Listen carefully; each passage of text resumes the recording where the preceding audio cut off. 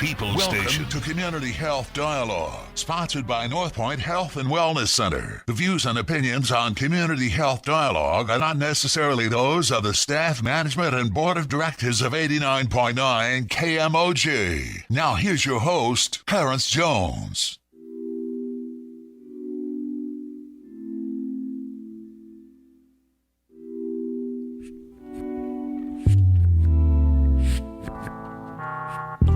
Good evening, Twin Cities. This is your host, Clarence Jones of Community Health Dialogues, and tonight is another extended period that we have in terms of celebrating with the University of Minnesota Maternal Child Health Program. But also we have some other special guests here that we're going to be talking to a little bit later in the show. But we have Ms. Jill Farris here, who is with Teenwise, and she is going to be talking to us about Let's Talk, because this is Let's Talk Month. That's right. You know, last night I returned from Chicago from my 45th class reunion. And going back home, it just caused me to reflect on a lot of different kinds of things, realizing how much life has changed and happened for me. And glad to get back reflecting. But also having Jill on the program also caused me to do some reflection, because I remember as a young person in this field, before it was Teenwise, it was Moab. And, out of Moab, there were some very, very wonderful people that helped me to, they helped me to shape my worldview, but they didn't try to change my values, which is kind of a good piece, because, and we'll talk a little bit about that. It's very important in this kind of work that you have people that are really committed to making a difference in the world. And I think that when I think about my journey with in fatherhood and working with the community health pieces, Moab and Teenwise were very, very instrumental in terms of helping to shape me into the kind of person that I am. I'm very conservative, but they were still willing to talk to me. And I think that was the important thing about it. So, Jill, welcome tonight. Thank you. I'm so glad to be here. Well, why don't we start off by just explaining to our listeners what you do. Sure. And a little bit about Teenwise and the work that they're doing. Sure. Great. Well, so Teenwise Minnesota, we're a nonprofit organization. We're based in St. Paul, but we're a statewide organization. So we work with people all over the state of Minnesota. We're focused on sexual health for young people. So we're focused on teen pregnancy prevention, supporting young families, and helping young people grow into sexually healthy adults. We have been around actually for almost 25 years. And as you alluded to, we used to have a really long and complicated acronym name called MOAP. I still remember what it stands for. Yeah, you are one of the only ones. It was a long name, and it was kind of hard to remember. And so we actually changed our name about 4 years ago to be Teenwise Minnesota. And not only is it easier to remember and easier to say, but we feel like it actually matches our values as an organization a little bit more. We really feel like we're not just about preventing pregnancy and preventing disease and preventing risk, but we're really about a holistic view of health, and that we know that teenagers are wise, and we want to help adults in the community and in the world be those wise adults that are there for teens when they need them, for these tough conversations and for the education that we know that they need to be healthy. So October is Let's Talk Month. It is. And we like to talk. And so why don't you explain to us what Teenwise is doing with Let's Talk? Yeah, Let's Talk Month is actually, it's a national campaign. It's a national public education campaign that happens every October. It's coordinated by Advocates for Youth, which is a national organization. But each state kind of does their own spin, their own different flavor in terms of what they do for Let's Talk Month. And for Teenwise, we really are just getting word out there, wanting people to have that conversation. We're really encouraging people to, so the whole month is really about promoting parent-child communication around sexual health and sexuality. And so you were talking earlier about values and how important values are. And we know one of the tenets of, I think, parent-child communication is that parents are really the best sexuality educators of their kids. We know that parents want to actually do this and talk about this, that sometimes they feel under-equipped, or that they're not going to be able to have that conversation. So we really feel like it's important to talk with parents and have parents know just how important it is, their role in their kids' lives in these important conversations. And as I said, we know that kids actually want young people, or young people actually want adults in their lives to talk to them about this. So sometimes as parents or as adults, we might think, oh, this is a really uncomfortable conversation, and I don't even want to go there. I'm not even sure if I can, say those words in front of my kids. And the truth of the matter is it is tough, and it's tough for both kids and it's tough for parents. But parents want to be able to do this, and I think kids want this information from their parents. So it's extremely important, and I think the really important takeaway is that adults really can be there for their kids to provide them with their values. That's the whole point of having communication, having good parent-child communication, is that a teenager, a young person, a child knows what their parent thinks. They understand what their parents' expectations are for them, and they're there to really help them, provide them with those values and those kind of morals and guiding principles to help them, do what's expected of them in terms of being healthy. So what are kids really saying that they want their parents to talk about with them? Well, I think the thing that we hear a lot is that so first of all, most young people, it's kind of hit or miss with sexual health education that they might get in school. So some young people might get really great health information in school. Other people might not get very great health information. But one of the things that they don't really get, and probably appropriately so, is they don't learn about values. They don't learn about that because they are learning about facts. Sex education and health education classes are teaching about, facts, anatomy, puberty, birth control options, communication styles, ways to say no, refusal skills. Those are all really great things, and we know that those are all things that young people really need to be able to be healthy. But schools and sex educators are not in the business of telling young people what to think about something. That's really their parents' and their guardians' role. And so that's, I think, where parents can really step up and really kind of be part of that conversation, is really talking about what they think about these issues and doing it in a way that's open and encourages conversation, doesn't shut anybody down, doesn't shame anybody or make anybody feel bad, but does it in a way that is showing that they're open to conversation and that they want their young person to come to them with questions and with tough issues.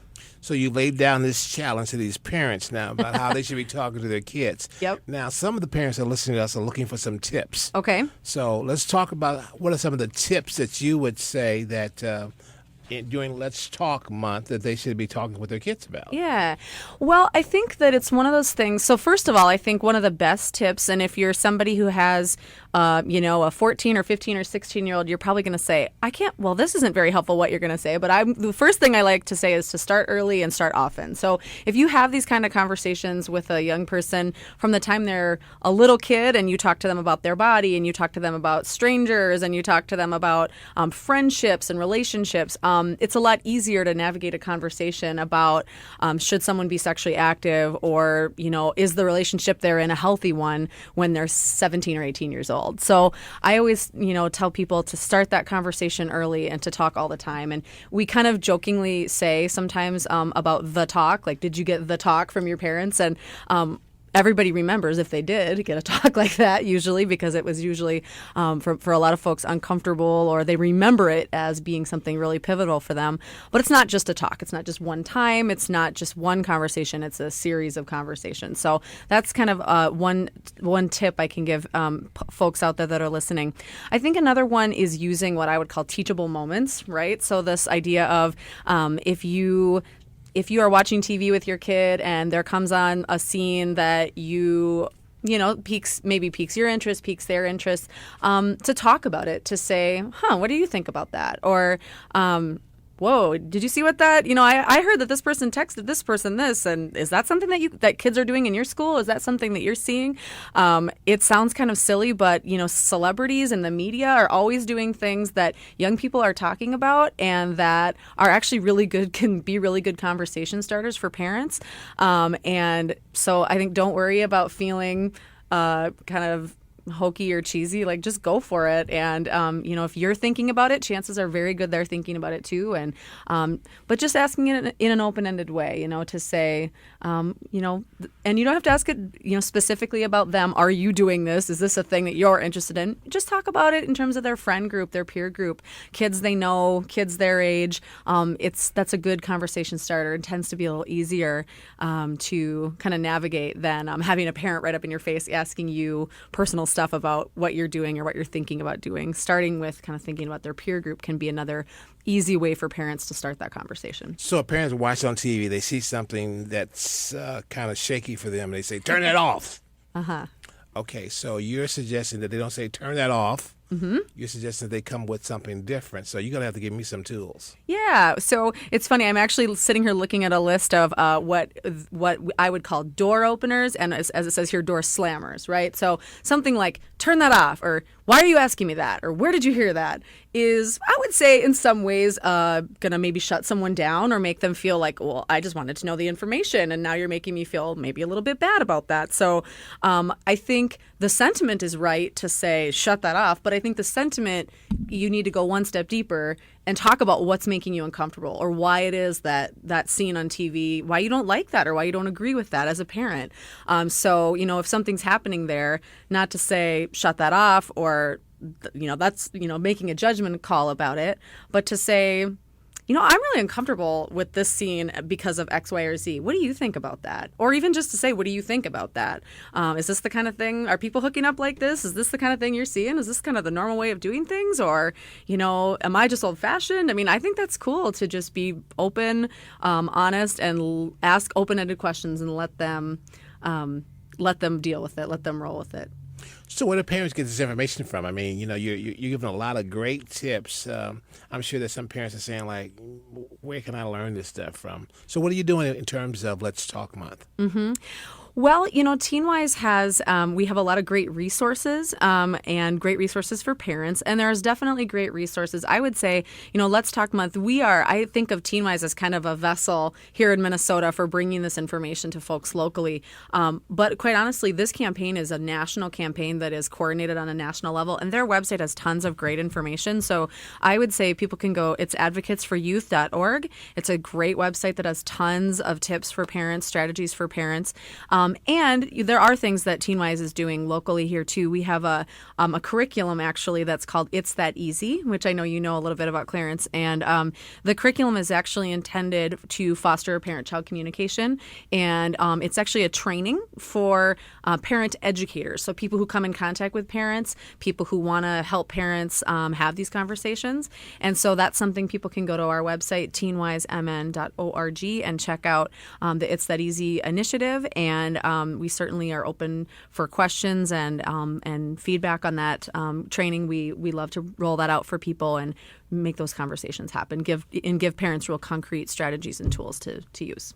Well, we're going to open up our phone lines for parents who might want to talk with you about some of these tips and tools you're talking about.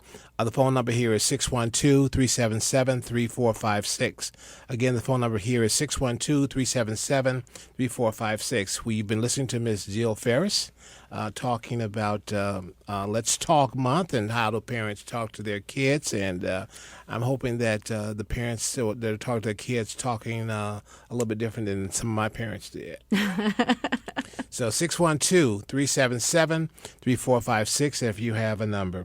So why do you think it's such a struggle for parents to be able to talk with their kids? I mean, every parent wants their child to be healthy. They want them to make good decisions. They want them to be the best that they can be. But when it comes to sex, everybody's doing the birds and the bees. I mean, everybody's got their little ditty that they're singing and all those kind of things. But parents somehow make assumptions. Yeah, I think parents. So it's an uncomfortable conversation or topic. I mean, not everyone is me and talks about this for their job and is really comfortable doing it. And even I am really comfortable doing it. And even I have conversations or moments where I think, wow, this is a really tough issue or a really tough conversation. So really the nature of the topic, is just such that a lot of us, as you were talking about, kind of were maybe brought up with a lot of kind of just hush hush or kind of shame around sexuality in our bodies. It wasn't thought of as something that was an okay thing to talk about, maybe. And it's something that has a lot of, people have a lot of values and opinions and kind of their own moral ideas around sex. And it's in that way, it's not as straightforward as, just the facts, ma'am, kind of thing. There's a lot of values there. And so I think that that's one thing that plays into it. And I think parents want to do a great job for their kids. And they don't want to, they want to be competent. They want to know what they're doing. They want to feel like they have answers. And I think a lot of times parents are a little bit worried, actually, that maybe their kid is going to say something back to them or have a question for them that they're not going to know the answer to. And the thing I always tell parents and really anyone that comes into contact with young people is that's actually perfectly okay. You don't have to know the answers. I would be shocked if everyone knew the answer to all things related to sexuality. The most important thing is that you can be an open and non-judgmental presence for young people in your lives, whether they're your kids or other people's kids. They can come to you, they can ask you questions in a way that isn't, you're not going to shut them down or make them feel bad about something that they've asked you. And it's okay that you don't know. The best answer sometimes is, I don't know, but I will find out. Or I will look that up for you. I'm not sure.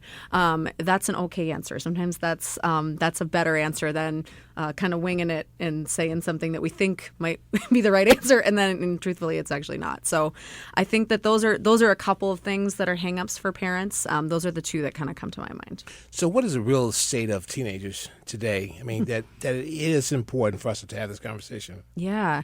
Well, interestingly, in terms of our work and the work that we do at Teenwise, people might not know, and people often don't know when I talk to them, that the teen pregnancy rate and the teen birth rate is actually the lowest on record ever in our country right now. So we have done some amazing things, and our young people are making great decisions and being really healthy and waiting longer to have sex. And when they do have sex, they're using contraception more effectively and consistently. And that is amazing, and that is awesome.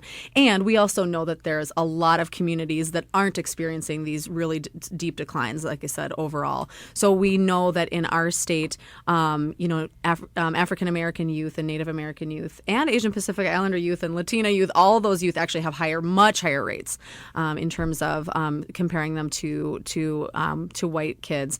And the other thing that's really still a huge issue is sexually transmitted infections. It's really actually quite striking when you look at the information that the teen pregnancy rate has gone down at the exact same kind of opposite way that the chlamydia and gonorrhea rates have gone up. So I think some of our messages are working, some things are sinking in, and other things we're not, we're missing the mark, or we're not, that kind of whatever we're doing is not quite working. So there's still a lot to be done. We know that. The other thing I think in terms of sort of where teenagers are and why this conversation is so important is that to me, sexual health is more than about, great, you made it to age 21 and you didn't get anybody pregnant or didn't get pregnant and you didn't get a disease. That doesn't mean that you're sexually healthy. Maybe you avoided some of those major, things that are pitfalls that we talk about, but that doesn't mean that you know how to have a healthy relationship, or that you know how to communicate with your partner, or that you understand consent. So there are a lot of things that we can still be doing with young people. Yes, we want them to avoid being parents until they're ready for that. Yes, we don't want them to get sexually transmitted infections.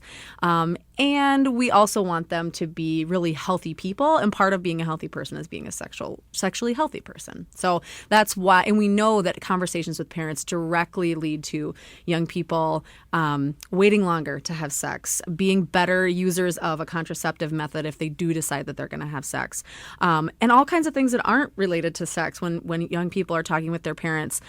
Things like, better self-esteem, less problems in school, less drug use. So there's so many positive things that can come out of having a great communication and dialogue with a parent figure.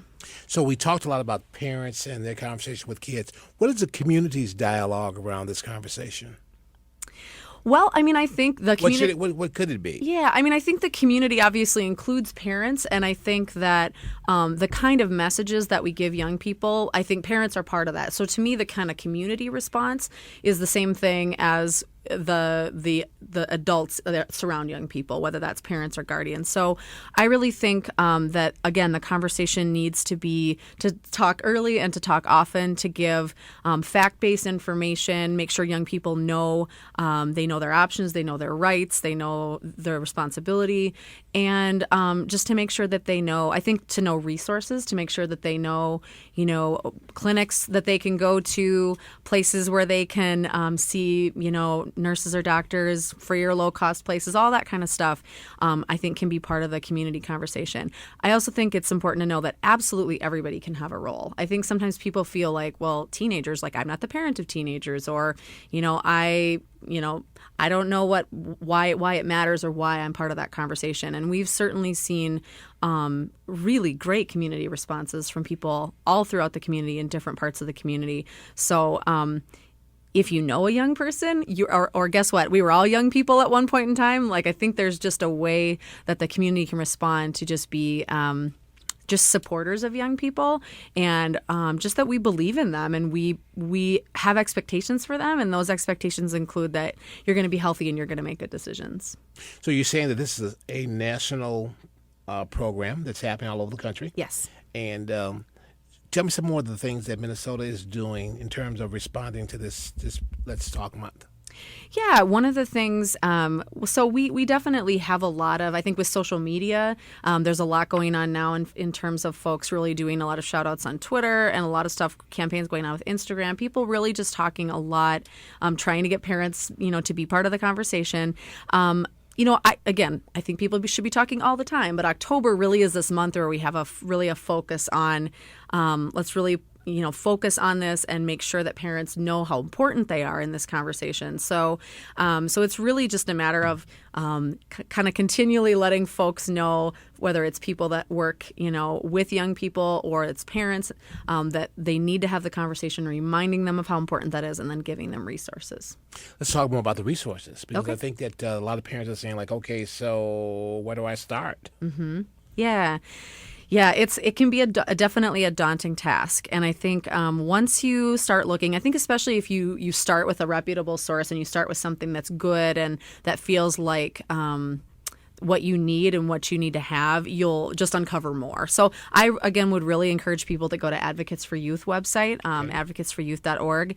And you can also check out Teenwise's page. And we do have a For Parents portal on our website. So there's lots of resources there for parents. I think another great resource for parents, quite honestly, is other parents themselves. So a lot of times folks that have kids of a similar age, you kind of get together and you kind of commiserate a little bit, and you share strategies, and you think about how to support each other.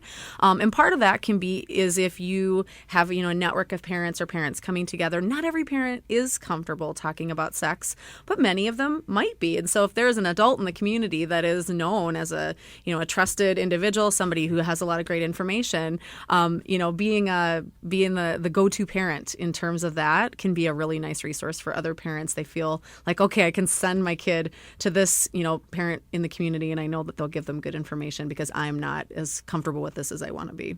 Does Teenwise provide or support or help parent groups get together and educate? Or no, it's not. That's usually really not the focus of where we are. We're really about providing resources to parents, but certainly.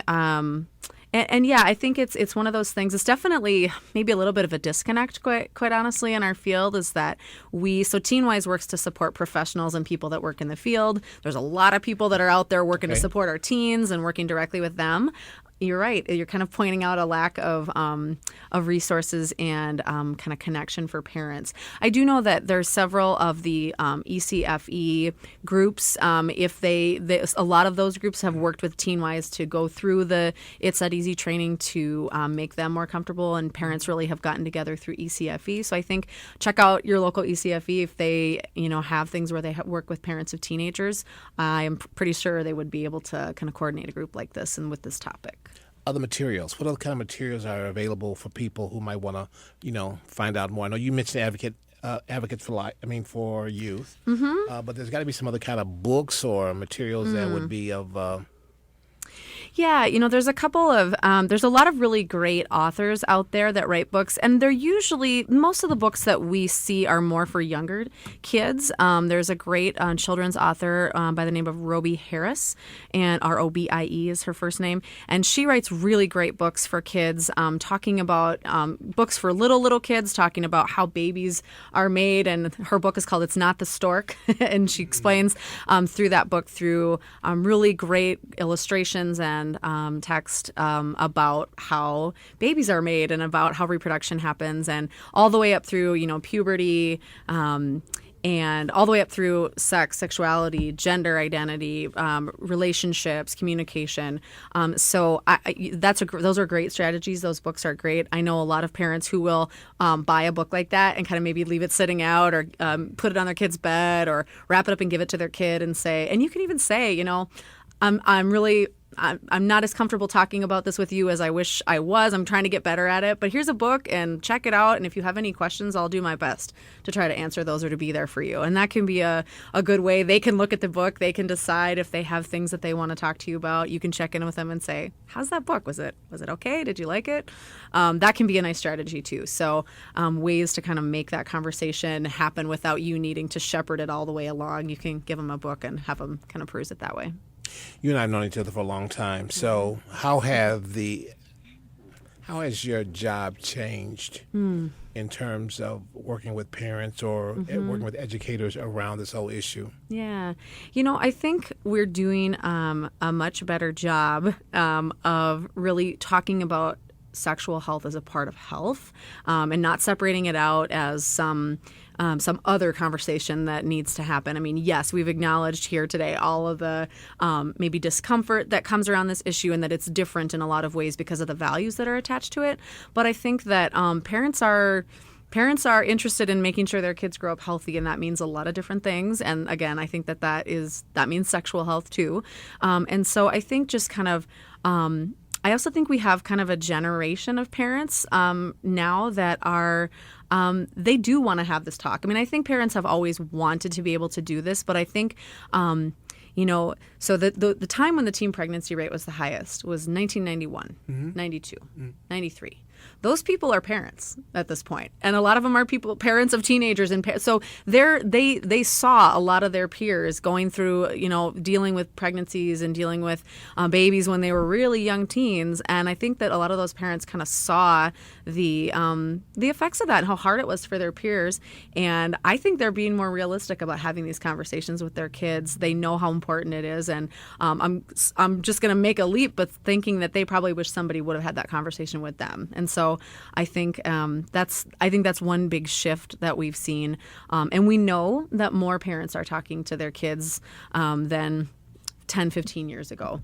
It's still not where we want it to be, and we still want more parents to have that conversation. But in terms of what the research shows us, that it shows us that more parents are actually having this conversation. And when we think about why the pregnancy and birth rates have gone down, I'd like to think parents have a role in that, and that we can give credit to parents for their role in that conversation.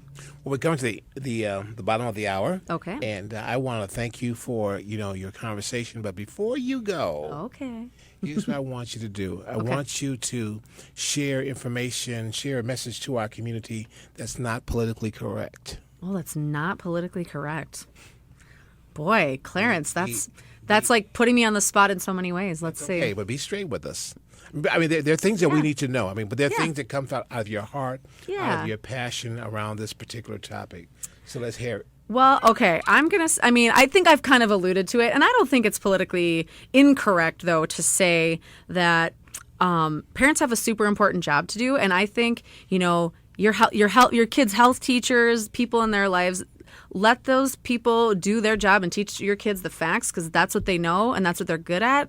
And then you have a super important role to play that they are not doing, which is giving them values. And that's your job. And get to it, parents. All right. Jill, I want to thank you for being on our show tonight. And Dr. Wendy, I want to thank you for helping Jill, inviting Jill with our work together to come on and talk to our parents. This is Let's Talk Month. It's time for parents to talk to their kids even more about the various issues that are going on. So thank you very much. And listeners, we want to thank you. We will be back with you shortly. Looking to get your makeup done? Freelance makeup artist Nas has you covered, specializing in natural makeup, which includes color correction, highlight and contouring, blending, brows, and lash placement. For appointments and inquiries, Makeup by Nas at www.styleseek.com/Nas or 651-285-0198. Oh, John. Marcia, are you all right? I just came back from the doctor's. And? He said little Johnny has asthma. Don't worry, Marcia. We'll do whatever it takes to reduce the symptoms that trigger the disease. Oh, John. I'll wash his toys and ventilate his room. Oh, yes. I'll ask Grandpa to smoke outside. You will? I'll keep the pets outside. Oh, John. I'll do everything in my power to get rid of dust mites. You're the best husband and father. This is Hennepin County Commissioner Peter McLaughlin. Help the ones you love manage their asthma attacks. For more information on how to reduce asthma attacks, call 1-866-662-8822. Marcia. John. This was a message from the National Association of Counties. Oh.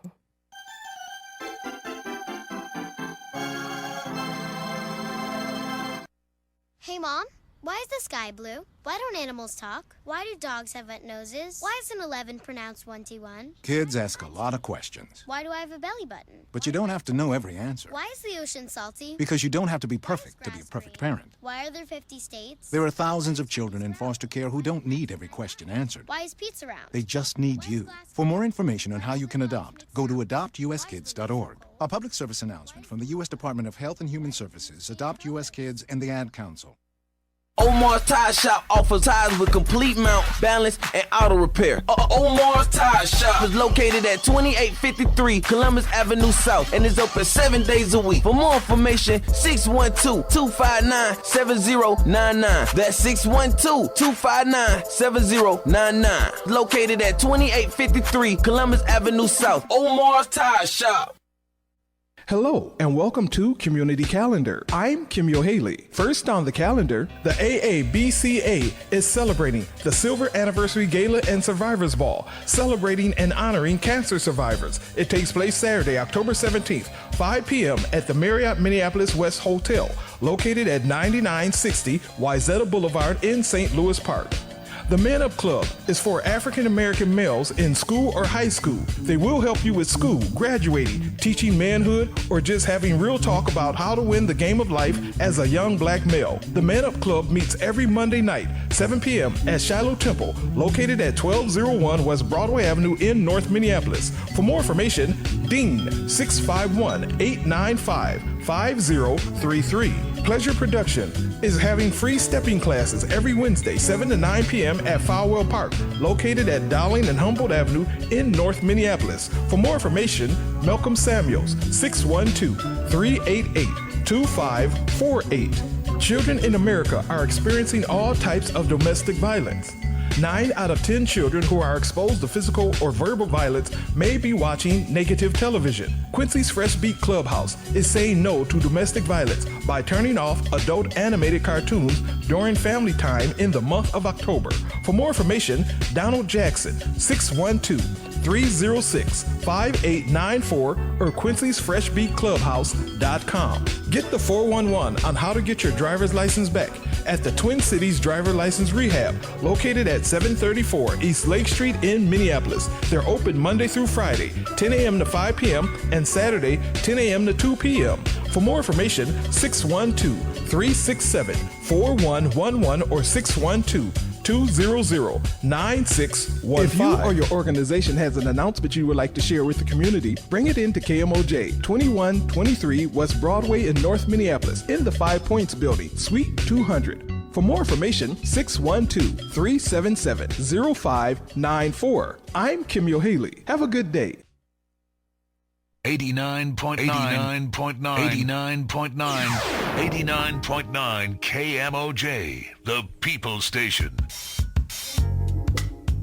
Good evening. This is Clarence Jones. We're back with you. We're going to continue community health dialogues. We're going to kind of shift the subject just a little bit, but it's still about parents. It's still about kids. And we have in our studio tonight Michelle Freely, Guy Bowling, Trish Skophammer, I'm trying to do it right. And Mr. Anthony Tonsel. These are people that some of these people I've known a long time, at least 20 years. And they're here, and they're representing Ramsey County Child Support. And it's also a program that we want to talk about because it's also a way in which we are still finding ways to be supportive of families. And I think that many times when people talk about this particular topic, there's a lot of emotions and things like that. But there are some things that, some very positive things that have happened in the state of Minnesota, some very positive things that are happening in Ramsey County and Hennepin County and other counties around the state that are really trying to make it better for families and for children. So we want to welcome our guest tonight. Thank you. Okay. Thank you. So let's talk about why are you here? We've been talking about a lot of different things, but why are you here? Well, I think primarily we're here because we want to raise awareness about what child support is, what child support isn't, the services that we provide, the services we don't provide, and to make sure that people feel like they can call and talk to us and ask their questions and get good answers. We want to raise awareness about our customer service efforts.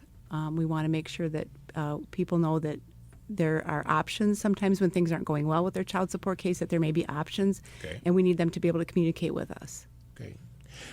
Melissa, talk to us a little bit. I mean, you and I have known each other for 12, 13, 14 years, and I have always known that you had a true passion for working with fathers and families, and that's never been a question in my mind about that. Tell me about what you're doing with child support in Ramsey County. So I think some of the things that have been happening the last couple of years is, one, we've developed a partnership with the Father Project. We have folks here from Father Project, starting in March 2012, so we can talk about some of the things that we've done there. Another thing that we started in March 2013, I'm not sure why all good things are happening in March, but is we started extended hours and open house services. So the third Wednesday of every month, our normal traditional business hours are 8 to 4:30, and the third Wednesday we stay open from 4:30 to 7. So we have extended hours. You can come in, you can talk to a child support worker about your case, but we also invite in community partners that are there that can provide services. So we have Father Project, sometimes you have other employment folks who come in, and we also bring in volunteer attorneys. So these are not attorneys from our office, but these are private family law attorneys who volunteer their time, who can talk to parents, fathers, mothers, custodial, non-custodial, about the issues that they're having, whether it's about a child support matter, it could be about a custody or a parenting time visitation issue. But we know that legal barriers are one of the issues that fathers in particular face, maybe having access to their kids, or it could be a child support modification that we as a county can't do. And so that those volunteer attorneys come in every month and provide a really important service, and it's one of the things that I think is really valued. Our surveys show that that's really valued, and it's one way that we can try to bridge the gap. There's a lot of things that we can't do. We can't provide those attorneys themselves to provide advice. We can't provide jobs to people, but we really want to try to bridge the gap because we know that there are a lot of barriers that people have to paying child support. A lot of people aren't paying child support not because they don't want to, but because they don't have the ability to. And so we really want to try to bridge that gap in different ways that we can, as well as providing increased customer service for folks. So we know that some folks, are working 9 to 5. And so one of the things we can do is try to provide access to our office during off-business hours. Okay. And God, I've known you for 2 decades, man, so that's how old we are or how seasoned we are. But you're still in the middle of the fire, man, around fathers. Tell us, why are you here? Part of it is just a passion of mine. Considering I am a father, 2 of the most grandfather. Grandfather. Oh, see, wow. I'm telling you, do the season. Exactly, absolutely. But a young grandfather. But yeah, my 2 biggest accomplishments is my children, my daughter 15, Avery, Diane, and my son David, who's 31, who has actually made me a grandfather a couple of years ago with my granddaughter Gabriella Ray. She's 2.5, and my new grandson, he's 4 months now. So you're very proud proud of it. Absolutely, absolutely, with pride, which is part of the reason I'm driven and passionate about the work, especially considering the struggle. I mean, the work is personal, the work is heavy, but also I'm here because I've learned over the many years, Clarence, we've done this work together, like you said, over 20 plus years, is that you can't do this work alone. You can't do this work individually, and you have to have a whole multitude of folks that are right there with you at the table collaboratively and doing this work together, because individually it's tough and it's challenging for the men. You don't often get an opportunity to hear the voices of the men, but you'll hear that this evening from one of the gentlemen that went through our program. But also at the same time, we just know that it works. It's a proven model. Collectively, we're working together to address the multitude of barriers that these guys have trying to be involved in their life of their kid, be it emotionally, financially, and what foundation you need to establish in terms of providing holistic services to these guys. And so part of it is I just continue to do the work, continue to work within the community, and continue to work with great partnerships like Ramsey County, who we've now been connected with for a couple of years. But we all have been in the movement for quite a while, but we just noticed it's effective, that it works. Okay. Mr. Tunsil, why are you here? I've known you for a long time as well, so and I can vouch also for your sincerity about taking care of your babies. Right. First of all, my name is Anthony Tunsil. I have a 19-year-old son, Moses Zod. And I'm a product of the Father Project. I'm a product of what the young lady was talking about in the beginning, Ms. Weiss, about the EFC, Early Education Family Classes. I took that. And then child support, and my story is just real simple, is that I came to the Father Project because I wanted to get my passport, because I was offered a job overseas, making a lot of money, and that didn't happen, because when I went to go look for it, they was like, oh, you owe us some money. And my relationship with the child support agency has not always been amicable. I always had some animosity to them when the judge told me, you don't need to see your kids, just pay your child support. I mean, was nobody there to advocate for me? Was nobody there to talk to in the office about, hey, how do you go about this? Nothing. So fast forward today, child support has changed a lot, because now you can walk down there and you can talk to them. You can, you should pay a little bit, and if you can't, don't be afraid to call in and say, hey, I can't do it. And I think their attitude and their mind frame has changed since Fathers of 1996. And so the Father Project has taught me how to take all of that, what I've learned, and just to advocate for fathers. So that's why I'm here.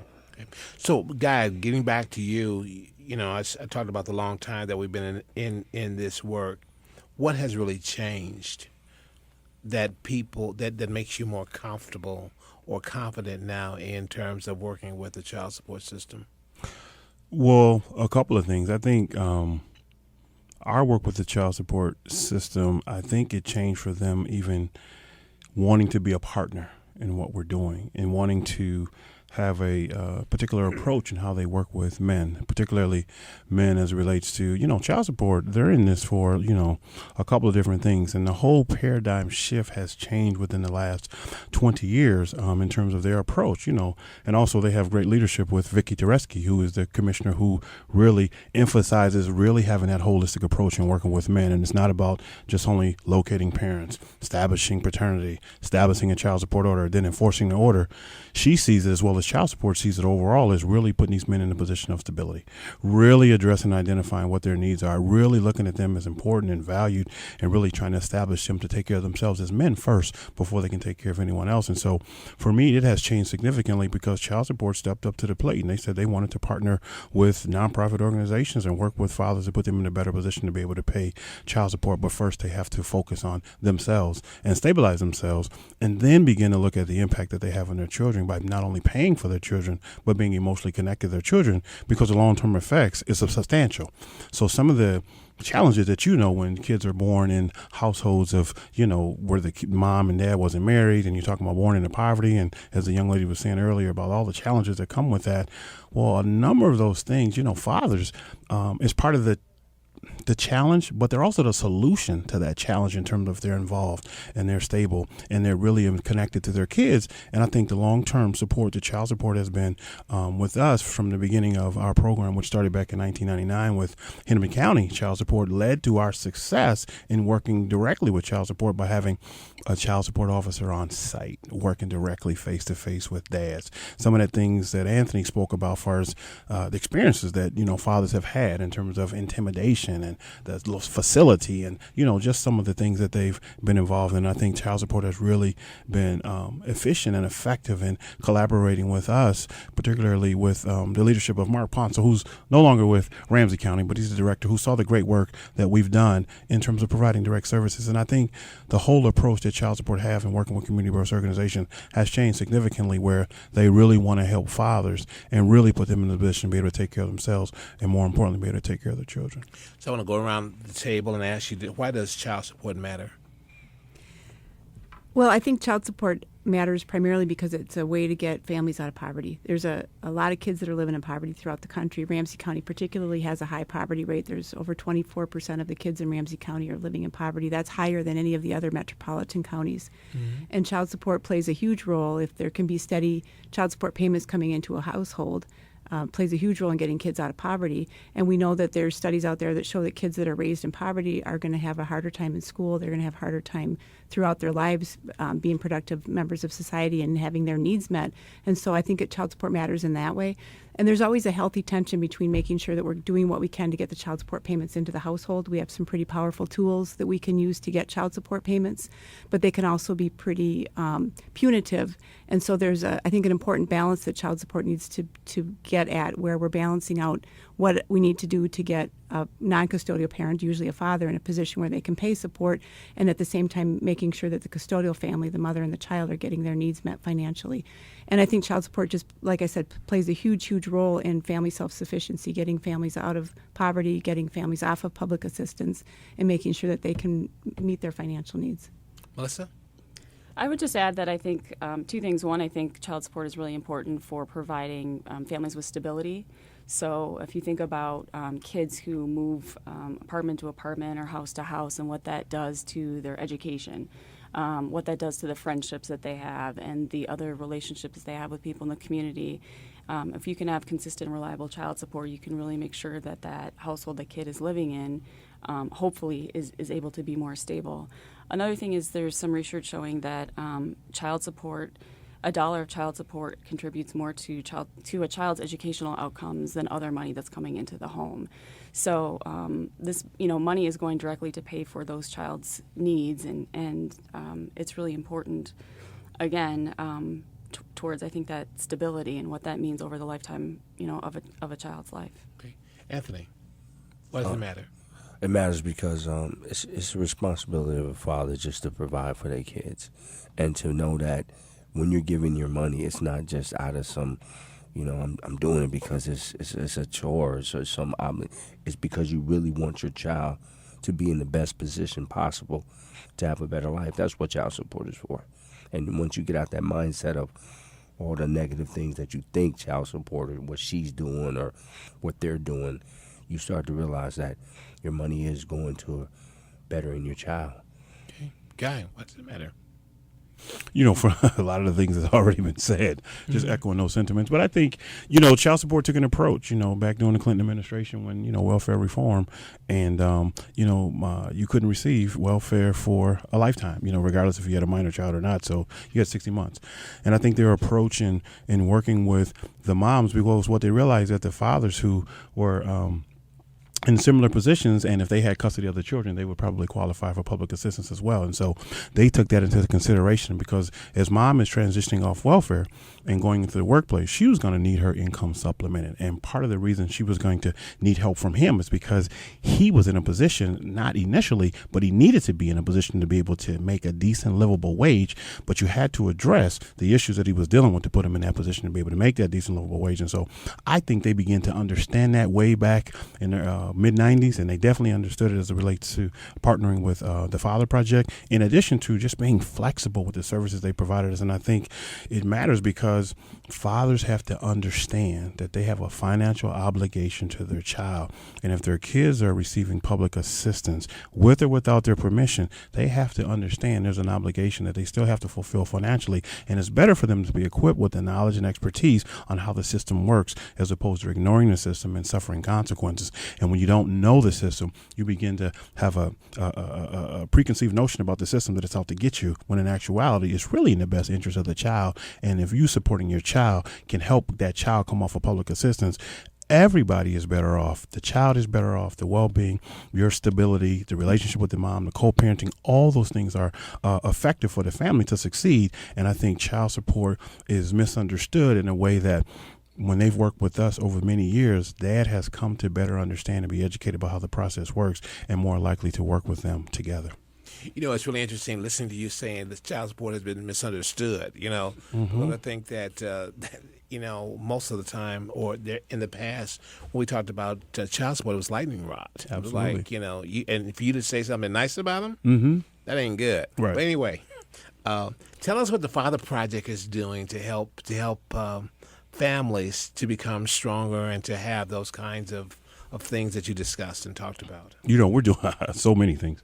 Well, I think we first partner with a number of organization that has a level of expertise that addresses the barriers that these men have trying to be involved in the life of their kids, be it educational deficiencies, be it employment challenges, child support issues, legal barriers that they have, mental health issues, inability to be able to spend time with their children and even know what that means to have quality time with their children, and having the skills and the information to know what it means to know about child development information, early child education, how to make sure that your child is school ready. A lot of these guys, you know, we talk about these men needing to be there for their kid and fulfilling that obligation. But what we don't often understand and what we don't often look at, these men were those kids 20 years ago.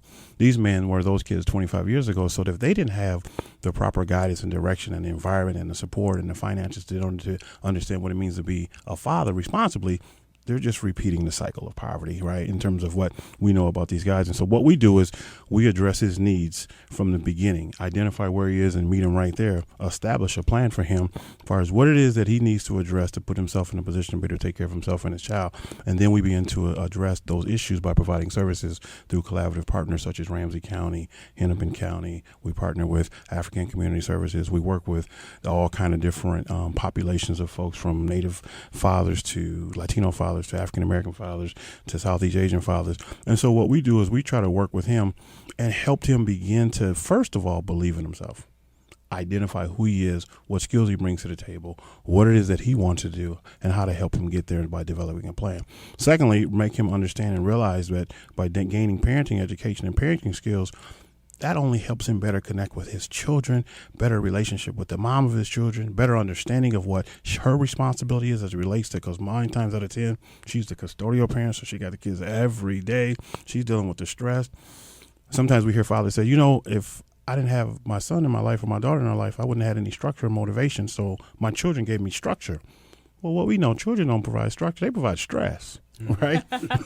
You know, so, but for some, it's the beginning. But all these fathers, even in spite of the challenges and the obstacles that they face, a good majority of these fathers want to be involved in the life of their kids. And so, you know, oftentimes they make a commitment when they're young, especially if their fathers wasn't there for them or their parents wasn't there for them. They say, you know, when I get older, I can't wait to be much different than my parent was for me, right? So that's the passion, that's the motivation.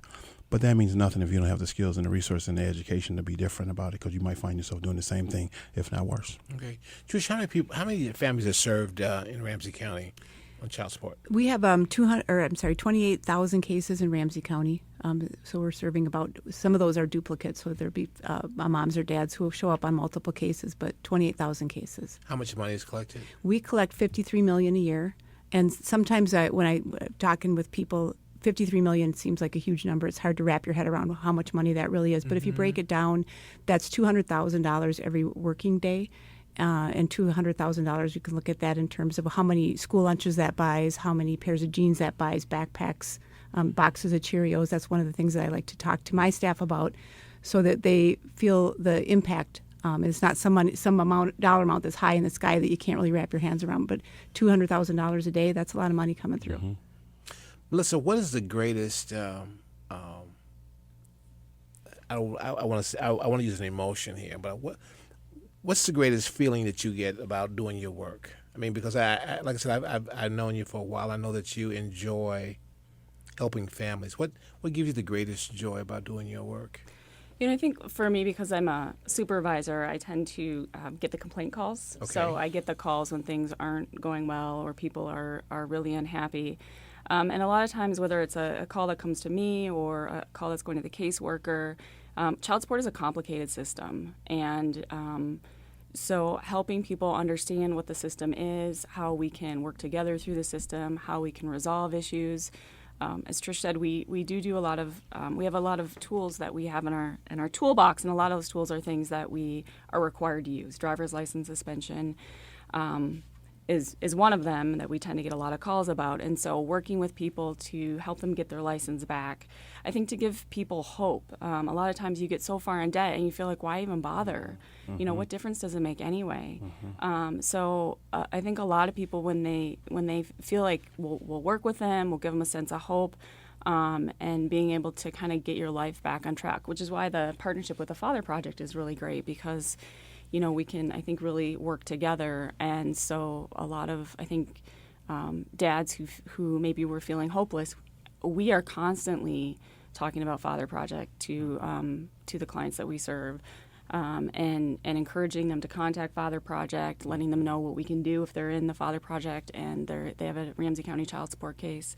So I think it's helping people with a complicated system navigate that system and have a little bit of hope, and ultimately help the money get to kids and see that children and families are succeeding. Mm-hmm. So, what do you want to tell the community? If you had a minute to tell the community something about this topic, about the importance of fathers and families, what would you tell them, Anthony? That's funny, because I got a play called "I'm a Deadbeat Who," and that kind of encompasses everything that we're talking about. It's about a play about, like I says, all the different stresses, all the different things that fathers have to go to get to that point.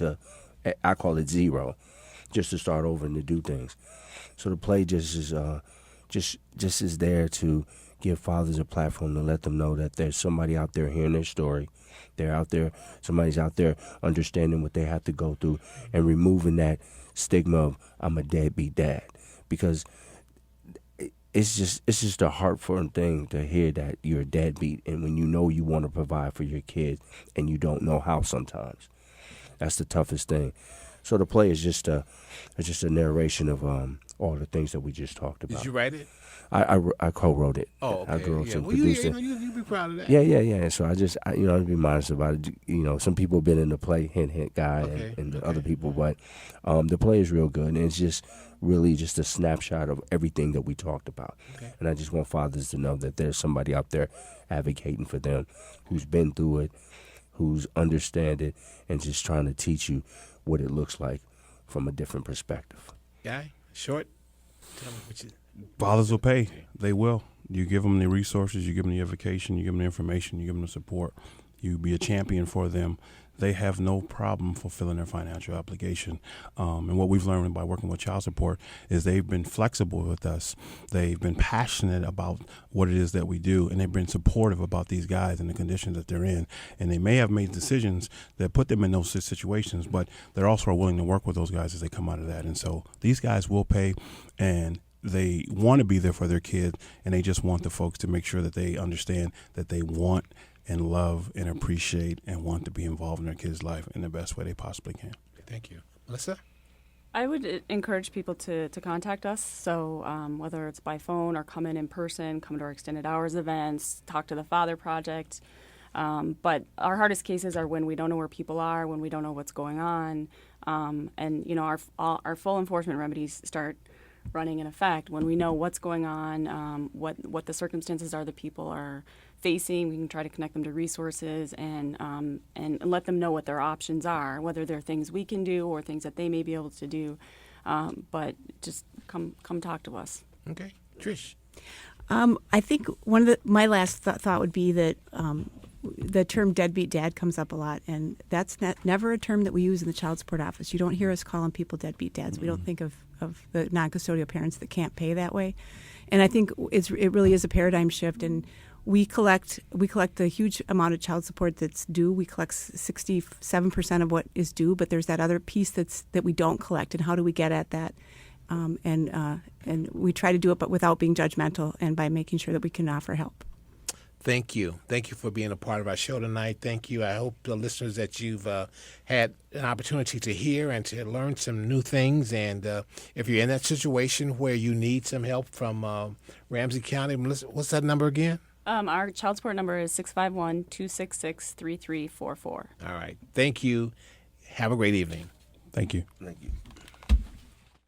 Thank you for listening to Community Health Dialogue, sponsored by North Point Health and Wellness Center. Join us next Monday from 6:30 till 7 for more discussions for a healthier community.